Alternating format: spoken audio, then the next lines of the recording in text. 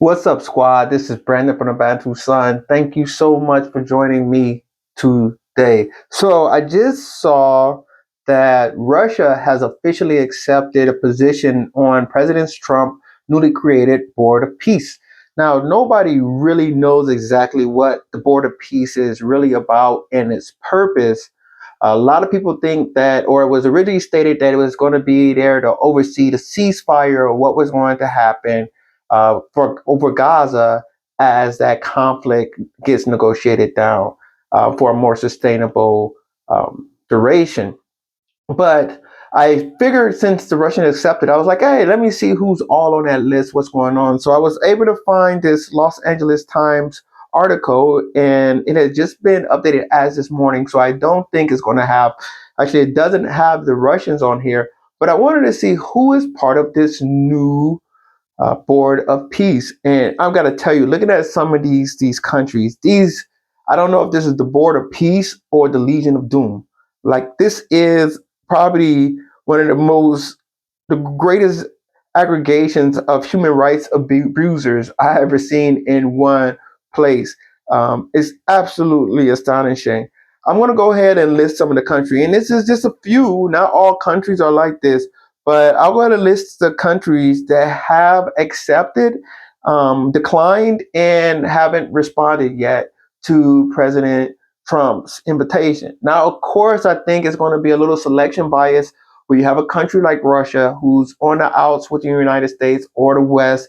They're looking for a way to get in, curry some favor with the United States. I've already saw Russia come on and say, they kind of understand what's going on with the United States and Greenland due to security concerns. And they want to push that narrative because that's going to justify their claim on Crimea as well. So I'm going to go through the list and let's name off the countries that have accepted so far and the other countries that have not. So countries that have accepted to join the board, remember this isn't included Russia, which just recently reported that they have accepted as well. So we have Argentina, Armenia, Azerbaijan, Bahrain, Belarus, Egypt, Hungary, Indonesia, Jordan, Kazakhstan, Kosovo, Morocco, Pakistan, Qatar, Saudi Arabia, Turkey, United Arab Emirates, Uzbekistan, and Vietnam. Some of these countries they're missing everything. The only country they're missing is the Islamic Republic of Iran at this place. Looking at some of the names on this list, those are the countries that have accepted. Countries that will not join the board, at least for now: France, Norway, Slovenia. If I'm not mistaken, that's where Melania is from. France, Norway, Slovenia, and Sweden. Countries that have been invited but remain non-committal: Britain, China, Croatia, Germany, Italy, European Union's executive arm, Paraguay, Russia, Singapore, and Ukraine. So it's really interesting. Who knows what this group is actually intended to do? It seems as though Trump is building this organization to do things far beyond what's going on in Gaza. There is a very strong authoritarian lean on that. Like I said, I think a lot of countries that have a little bit more of a shady record on human rights, they're going to be they got the invitation, so they're going to be on board with joining as soon as possible. This is a way they can marry up with the United States to provide them some cover on some questionable human rights abuses, things that to a certain degree President Trump really doesn't mind, at least not as far as past administrations. A lot of countries that should be on board or historically have been on board with the U.S., France, Norway, Slovenia, Sweden, they're not on board. So that's going to be interesting. It's another thing. I think if you're in Africa, you definitely need to get your head out your ass at this point. There is only two African countries on here, both from North Africa, by the way. One is Egypt. Obviously, Egypt's going to have the plug with the Gulf states, especially Saudi Arabia. Also, if you look at Egypt's relationship in Morocco's relationship with sub-Saharan Africa, it hasn't been on the best of terms. Egypt has taken great offense that Ethiopia has built the great Ethiopian Renaissance Dam, on top of the Blue River, which feeds into the Nile, the Blue Nile, which feeds into the Nile, and Egypt has complained profusely that Ethiopia didn't have the right. They were even threatening to go to war. Good luck with that. But they were even threatening to go to war with Ethiopia over this, even though it's sourced in Ethiopia, and it's on Ethiopia land for a significant part of the river source. And Ethiopia has done nothing to mitigate the supply of water to Egypt. Egypt believes that they had the right to deprive Ethiopia of their livelihood and their resources. Obviously, Ethiopia wanted to put a dam up. This is going to be a source of electric energy for that country, as well for the development of this growing country.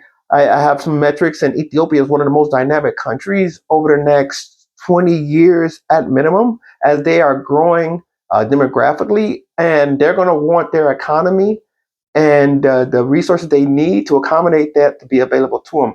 Egypt felt as though Ethiopia had no right whatsoever. Morocco, uh, if you saw AFCON, congratulations, Senegal for winning, but AFCON, the continental soccer game or soccer tournament, resulted in Morocco against Senegal. And if you want to know about Moroccan hospitality, I suggest you who watch some of the highlights from what happened and how the Moroccans behave um, when they lost to the Senegalese. That'll tell you everything you need to know about Moroccan hospitality. So the reason why I said Africans need to really take notice, because the two biggest things going on right now is I think they're still celebrating AFCON. Congratulations, Senegal, once again. But come on, guys, act like you've been here before. We got bigger fish. There's bigger fish to fry. And then you have I Show Speed. Congratulations to Speed. He's a phenomenal talent. I'm glad he's having great success on the continent, and it's taking the content by storm. But when you look at a list of human rights abusers like this, and not every country is one, but I'm saying this is a good spot to be if you are one. When you look at that, and the fact that even because this list screams Eurocentric, and it has a Islamic lean as well. So, but that comes with a lot of those Islamic countries are more authoritarian or monarchies. So when you look at that, you gotta say like, hey, Africa, if you're not sitting at the table, chances are you're sitting on the table. So that's something to be very cognizant is. Nobody's playing with you guys. This is a league that President Trump is putting together. Some really wealthy countries in here, obviously. Like I said, now some not so nice countries on here. Who's to say if that's valuable or not? But yeah, the Eurocentric league, I think this is where great minds think alike. These you're getting a group of these guys together, and even in South America, right? You invite Argentina and Paraguay. What does Paraguay have to offer the conversation? I have absolutely no idea. But you have Paraguay and Argentina, but you don't have Brazil, which is by far the most powerful power on South America. So you look at this list. It's extremely interesting. I can't really tell you if it's good or bad because I don't really understand what it's trying to be doing now.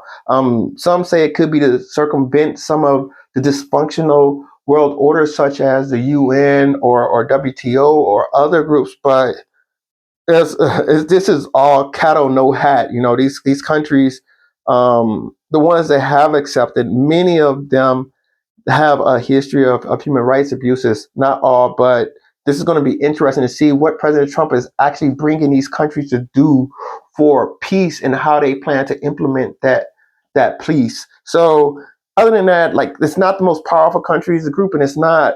How should I say? It's not completely European. It's not completely Islamic. It's not completely global. As I said, only two countries for Africa. Large swaths of South America is let off. I'm not really seeing a great representation of Oceania, such as Australia or New Zealand. So it's really odd list to me. I don't know what exactly he's looking to do with this invitation list. But I'd love to hear your thoughts. If you have any insight, go ahead, please comment below. Also, like, share, subscribe if you enjoy the content. Until next time, take care. Bantu up.